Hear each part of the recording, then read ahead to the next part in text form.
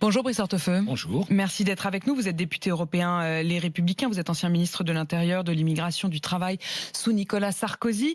Beaucoup de sujets à évoquer avec vous, notamment les élections à la tête des Républicains. Mais je voudrais qu'on commence avec cette question. Mouammar Kadhafi a-t-il financé, oui ou non, la campagne de Nicolas Sarkozy ? Nicolas Sarkozy est mis en examen depuis 2018 pour financement illicite de campagne électorale et corruption passive dans le cadre de soupçons de financement libyen. Et hier, au micro de BFM TV, il a dit « Mais pour moi, il n'y a qu'une chose qui soit importante, c'est que les Français aient la vérité. Ça fait 7 ans qu'on leur ment. Qui leur ment ?» Bien, c'est un ensemble, sans doute parfois de bonne foi, souvent de mauvaise foi, sur la base d'informations incomplètes ou d'informations tronquées. Quelle est la réalité ? En tout cas, moi, je peux vous donner mon sentiment de ce que je connais, de ce que je comprends, de ce que j'apprends. Alors, quel est votre sentiment ? De ce que j'apprends. Et ma conviction est simple et claire, il n'y a jamais eu de financement libyen de la campagne électorale de 2007. Alors pourquoi ? Ça vient d'où ? C'est ça la réalité. S'il n'y a rien.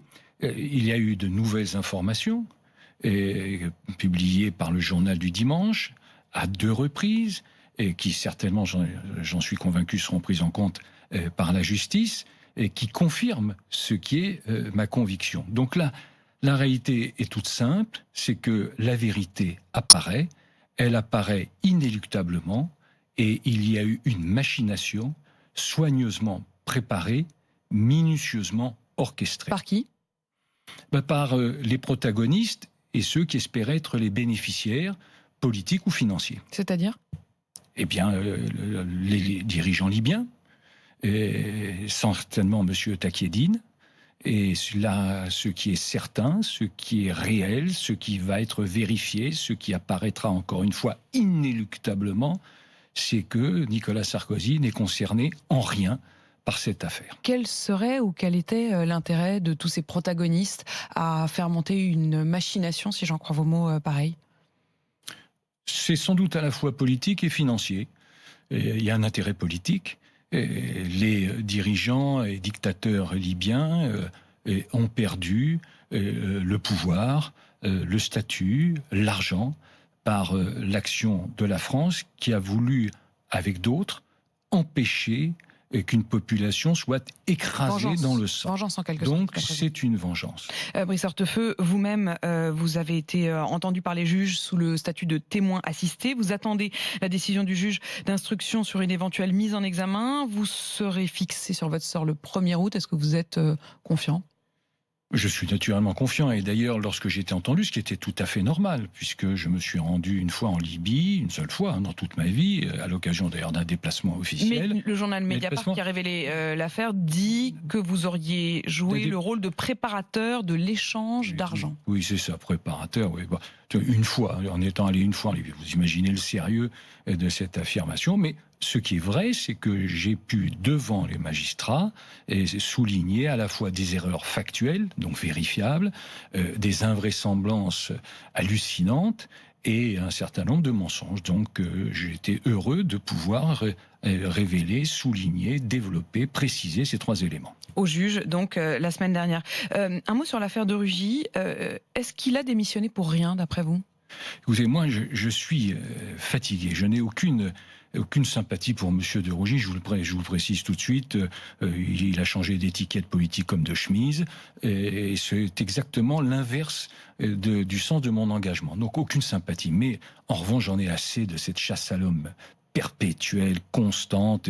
Là, c'était sur des questions d'alimentation et de diététique. C'est caricatural, mais en tout cas d'alimentation. Le sujet, c'est pas celui-là, pardon de vous le dire. Le sujet, c'est que on parle de quelques milliers d'euros, mais la dette de la France, c'est 2359 milliards d'euros. C'est un déficit qui est croissant. C'est un commerce extérieur qui dégringole, qu'on est en train de creuser notre tombe. C'est un taux de chômage qui n'a rien à voir avec nos partenaires. Ça nous éloigne mais parce que cette affaire permet de jeter un écran de fumée sur l'échec massif de la politique menée par Emmanuel Macron et son gouvernement. Donc, bien sûr qu'il faut qu'il y ait des règles, bien sûr que M. Durugy... ils en sont eux-mêmes victimes quand même de cette affaire. Que M. Durugy doit s'expliquer, bien sûr que l'on doit respecter une éthique, mais ça ne doit pas servir à masquer l'échec de la politique menée aujourd'hui qui conduit sur bien des aspects à un désastre. Et si les rapports, les enquêtes montrent qu'il n'avait finalement rien à se reprocher ou que l'État n'avait rien à lui reprocher, est-ce qu'il faudrait qu'il soit réintégré par Édouard Philippe ? C'est un exemple supplémentaire de la mauvaise gestion gouvernementale. Et il a été lâché en race campagne immédiatement, et donc c'est une image évidemment assez catastrophique qui est offerte. Ça fait donc 6 ou 7 ministres qui démissionnent, qui sont obligés de partir, qui sont contraints de quitter leur poste. Franchement, c'est pas le signal d'une très bonne gestion. Brice Hortefeux, est-ce que votre consoeur au Parlement européen et amie Nadine Morano est raciste ? Là, écoutez, c'est invraisemblable. Et d'ailleurs, au-delà de Nadine Morano, je le dis, il y a une dérive dans notre société où on ne peut plus rien dire sur rien. On ne peut rien dire de ce qui n'est pas corseté dans le politiquement correct. Nadine Morano a émis une remarque sur des propos et une tenue de la porte-parole du gouvernement à l'occasion de la fête nationale. C'est pas simplement une remarque à propos du fait qu'effectivement Sibeth Ndiaye, parlant de cette polémique sur le homard, la porte-parole du gouvernement a dit que les Français mangeaient plutôt des kebabs que du homard. C'est assez curieux. Honnêtement, je partage l'avis de Nadine Morano.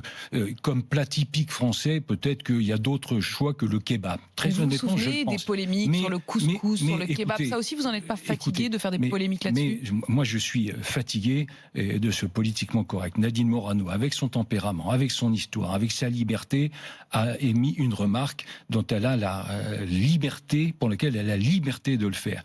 Mais je suis aussi fatigué parce que elle n'a jamais, à aucun moment, mis en cause la couleur de peau de la porte-parole du gouvernement. Et donc, ça suffit, ce racisme, qui permet d'être le rempart quand on n'a rien à dire. Parce que c'est ça la réalité. Mais Brice Hortefeux, ce à quoi Sibeth Ndiaye lui a répondu à ce même micro hier, elle dit quand on est responsable politique, en tout temps et en tout lieu, on doit essayer de faire respecter les valeurs républicaines. Ça implique qu'on ne dit pas du juif qu'il est riche parce qu'il y a un sous-jacent antisémite. Ça implique qu'on ne dise pas de l'arabe qu'il est voleur ou qu'on ne dise pas du noir qu'il est paresseux et porte des tenues de cirque. Oui, expression qui avait été utilisée par Nadine Morano. Mais attendez, encore une fois, la porte-parole du gouvernement a la totale liberté de réagir. Mais Nadine Morano, j'allais dire, a presque le devoir de dire ce qu'elle pense. Pas de toujours être dans une expression aseptisée. C'est son tempérament,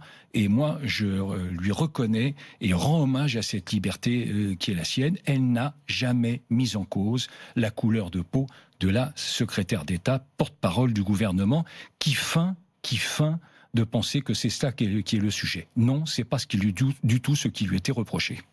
Brice Hortefeux, élection pour la présidence des Républicains depuis la démission de Laurent Wauquiez. Ces élections, elles auront lieu le 12 octobre prochain. Les candidats ont jusqu'au 3 août pour déposer leur candidature. Déjà 3 candidats qui ont annoncé qu'ils se porteraient candidats. Christian Jacob, Julien Aubert, Guillaume Larrivé. D'abord, est-ce qu'il pourrait y en avoir d'autres ? Bien sûr qu'il pourrait y en avoir d'autres, mais c'est pas, pardonnez-moi, le sujet est plus grave que celui-là. Nous avons connu un désastre. Et le pire dans la vie personnelle comme dans la vie publique, c'est d'être dans le déni de réalité. Et la réalité, c'est ce que nous avons... Vous posez le mot, la réalité, c'est ce que nous avons vécu, ce désastre.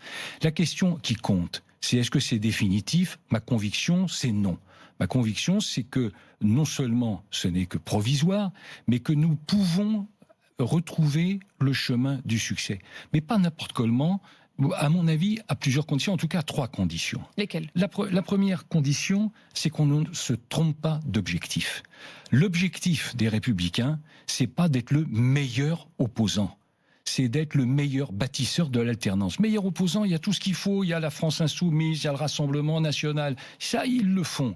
Nous, on doit être capable de préparer l'alternance parce que nous devons nous préparer à gouverner. Ce n'est pas du tout la même chose. Deuxième élément, pour cela, la deuxième condition, c'est à mon sens que nous soyons à la fois lucide et protecteur. C'est-à-dire que lorsque nous avançons une proposition, que l'on ne dise pas n'importe quoi, que l'on tienne compte de la réalité de la situation de notre pays.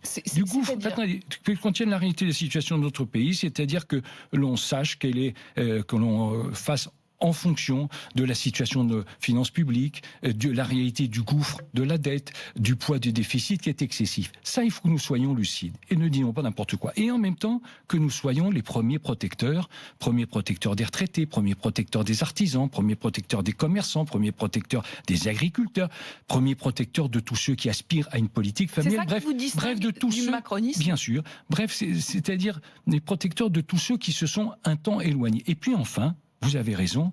La troisième condition, c'est l'union.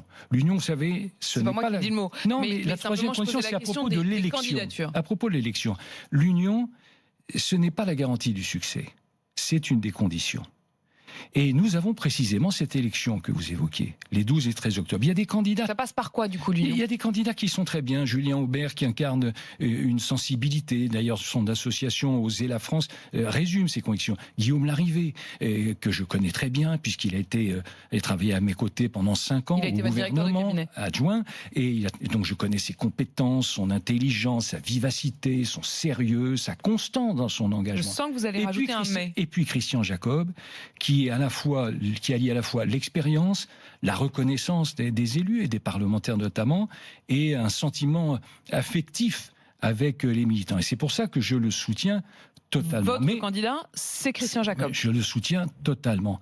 Mais vous savez, dans la période actuelle, mon expérience personnelle m'encourage à dire cette réalité. C'est que lorsqu'il y a une compétition interne, il y a inéluctablement des dissensions, qui entraînent des divisions et qui entraînent elles-mêmes des plaies extraordinairement difficiles à cicatriser. C'est pour ça que moi je lance un appel afin que l'union se construise autour de Christian Jacob, parce que la réponse à la déception du mois de mai ne peut pas être la division en septembre, mais doit être l'union maintenant. C'est ça la réalité. Ça veut dire que si je vais au bout de votre appel, l'appel que vous lancez ce matin, vous demandez à Julien Aubert et à Guillaume Larrivé de ne pas aller jusqu'au bout de leur candidature. Je souhaite qu'ils puissent naturellement s'exprimer, c'est un atout, mais qu'ils aient la conscience de l'intérêt général et nous devons nous rassembler et construire autour de Christian Jacob cette unité, parce que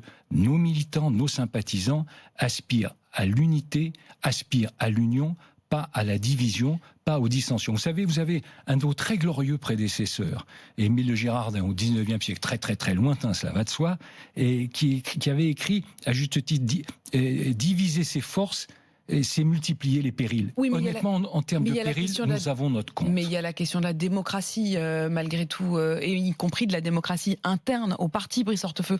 Vous êtes favorable à une candidature interne, à une candidature unique? Ça voudrait dire quand même qu'en termes de débat, franchement, on a fait mieux. Je dis que la réponse à la déception que nous avons connue ne peut pas être la dissension et la division, mais l'union.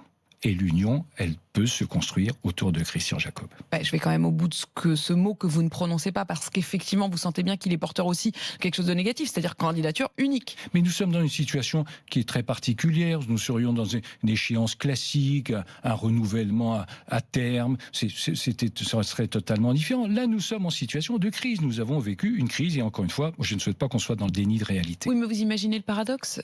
C'est un moment où il y a une grande difficulté à trouver des échanges, à avoir le sentiment que toutes les sensibilités au sein de votre parti peuvent se faire entendre. Et précisément, vous dites avant même que l'élection n'ait lieu, finalement, il vaut mieux que les autres se taisent. Moi, je fais toute confiance à Christian Jacob pour qu'il élargisse, pour qu'il rassemble, pour qu'il additionne. Vous savez, la vie publique, c'est pas une soustraction, c'est une addition. Et pour progresser, il faut qu'on en ait bien conscience de cela. Et je suis sûr que Christian Jacob le sait encore mieux que d'autres. Est-ce que vous en avez parlé avec Julien Aubert et Guillaume Larrivé ? Julien Aubert, non. Guillaume Larrivé, oui, parce que j'ai Guillaume Larrivé Parce que vous êtes proche quotidiennement au téléphone, où nous sommes en contact. Et encore une fois, je respecte extrêmement sa personnalité, je comprends parfaitement sa démarche, mais si vous prenez le cas de Guillaume Pelletier, qui aspirait lui aussi à être candidat, il a compris cette nécessité d'offrir l'image de l'unité du rassemblement. Et qu'est-ce que Guillaume Larrivé vous a répondu? Est-ce qu'il va suivre votre demande, votre conseil, votre appel? Il est libre, il est responsable, il prendra sa décision en âme et conscience. Et il aura jusqu'au 13 août pour la prendre, puisque c'est jusqu'au 3 août prochain qu'il peut déposer sa candidature. Un mot sur la venue de Greta Thunberg, cette jeune Suédoise militante écolo qui sera devant les députés nationaux aujourd'hui. Est-ce que vous qui êtes député européen, vous estimez que c'est une bonne chose ou non de l'accueillir?